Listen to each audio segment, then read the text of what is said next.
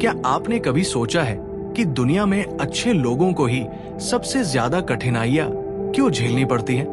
क्यों जो लोग सच्चे, ईमानदार और दयालु होते हैं, उनके जीवन में संघर्षों की भरमार होती है? क्या ये सिर्फ संयोग है या इसके पीछे कोई रहस्य छिपा है?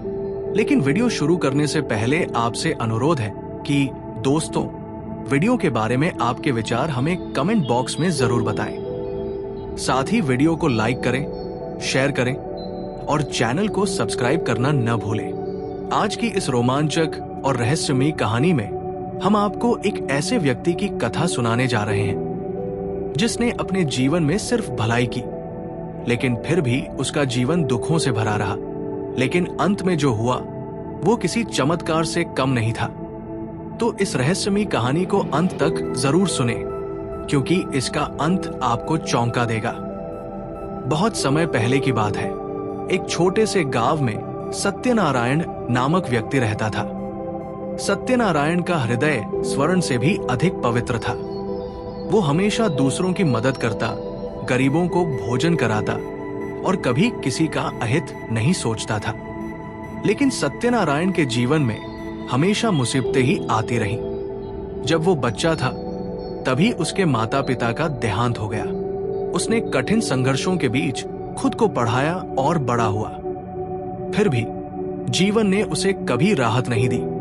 जब भी वो किसी की मदद करता, उसे बदले में अपमान, धोखा और कष्ट ही मिलते। उसने एक भूखे व्यक्ति को खाना खिलाया, लेकिन उस व्यक्ति ने उसे चोरी का इल्जाम लगाकर जेल भिजवा दिया।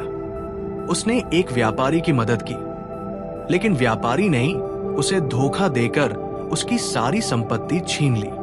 उसने एक बीमार व्यक्ति का इलाज करवाया, लेकिन वही व्यक्ति उसके खिलाफ झूठे आरोप लगाकर उसे बदनाम करने लगा।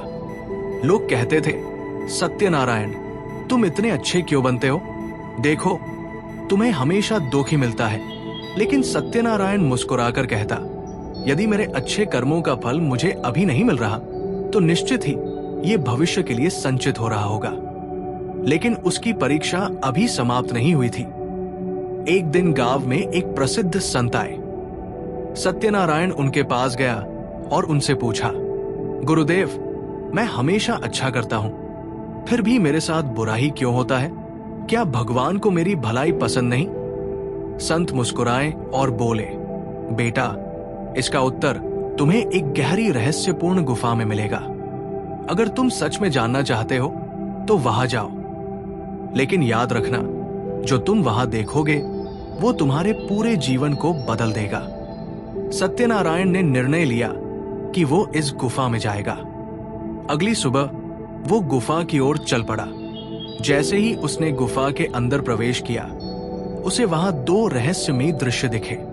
एक विशाल चमकदार सिंहासन पर एक अत्यंत दुष्ट राजा बैठा था।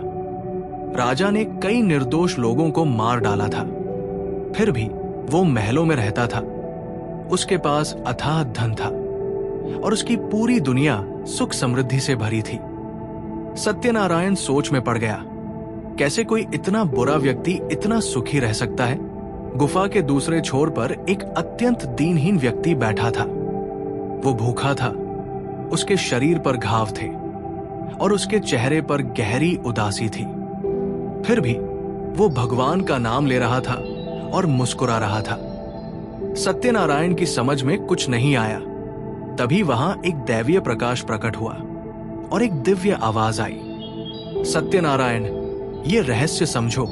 ये जो दुष्ट राजा है, ये अपने पिछले जन्म में बहुत पुण्यवान था, लेकिन इस जन्म में उसने अपने सारे पुण्य भोगकर अपने पापों का भंडार भर लिया है। ये सुख उसके पिछले अच्छे कर्मों का फल है, लेकिन इसका अंत बहुत बुरा होगा। और ये जो गरीब व्यक्ति है, ये पिछले जन्म में बहुत पापी था। इस जन्म में उसके सारे पाप धुल रहे हैं, इसलिए इसे अभी कष्ट मिल रहे हैं, लेकिन जल्द ही ये मोक्ष प्राप्त करेगा। अच्छे लोगों के साथ बुरा इसलिए होता है क्योंकि वे अपने कर्मों का हिसाब चुकता कर रहे होते हैं और भगवान उन्हें भविष्य के लिए कुछ महान बना रहे होते हैं। सत्यनारायण को अब सब समझ आ गया। उसने गुफा से बाहर आकर फिर से लोगों की सेवा शुरू कर दी। लेकिन अब जब भी कोई उसे कहता अच्छे लोगों के साथ बुरा क्यों होता है, तो वह मुस्कुराकर कहता, क्योंकि भगवान हमें किसी महान उद्देश्य के लिए तैयार कर रहे होते हैं। समय बीता, सत्यनारायण की ईमानदारी, भलाई और कर्म उसे अपार सम्मान दिलाने लगे। वही लोग जो उसे पहले मूर्ख समझते थे, अब उसकी पूजा करने लगे। दोस्तों, ये कहानी हमें ये सिखाती है कि यदि आपके साथ बुरा हो रहा है तो घबराएं नहीं।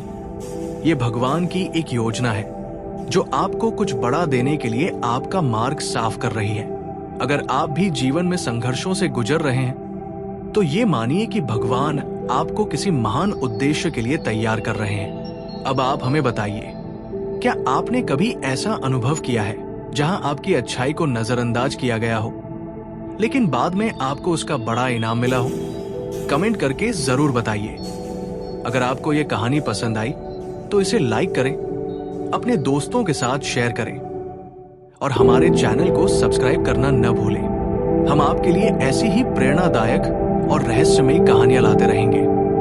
धन्यवाद।